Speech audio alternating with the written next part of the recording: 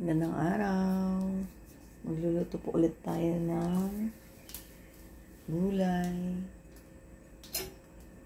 Painit na po ako ng mantika. Sunod po natin ay bawang.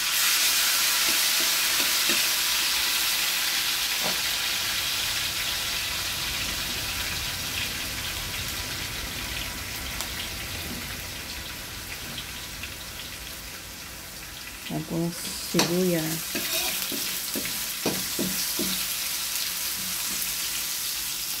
Kapag medyo brown na po yung bawang at sibuyas, sunod na po natin yung kamatis.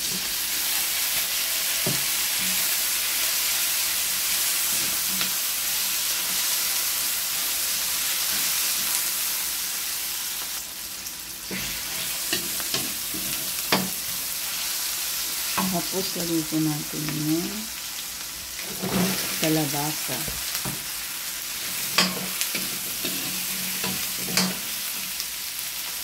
Tapos lagyan po natin ng tubig.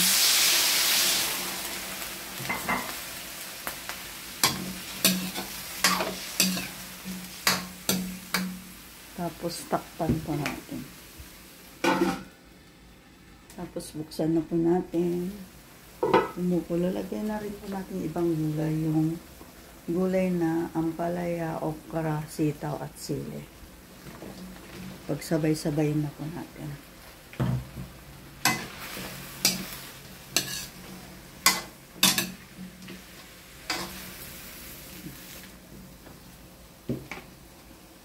Dagdagan po natin ng konting tubig. Tansya-tansya lang po yung tubig, mga kamadam mo, sir. Tapos halo-halo din po natin.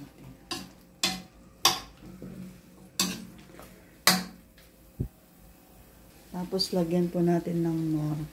Kasi wala po tayong nilagay na sahog. Tapos bagoong pampalasa. Tapos halo-haloin lang po.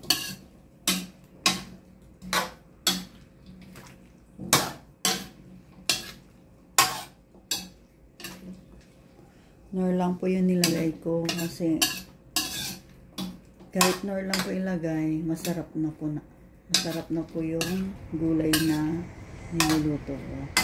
Tapos may tawag naman po tayong isdang tilapia.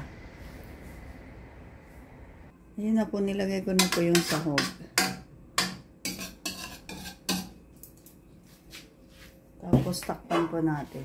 Pagbukas po niyan, maya-maya luto na po.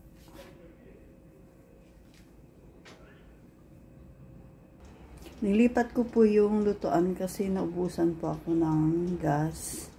Kaya sa rice cooker na lang po niluto yung gulay.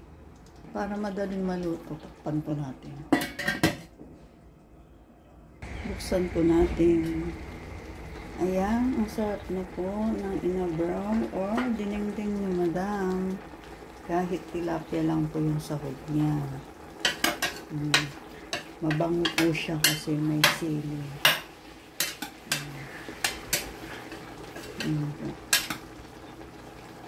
Luto na po. Kain na po tayo. Magandang araw. Salamat sa inyong panonood.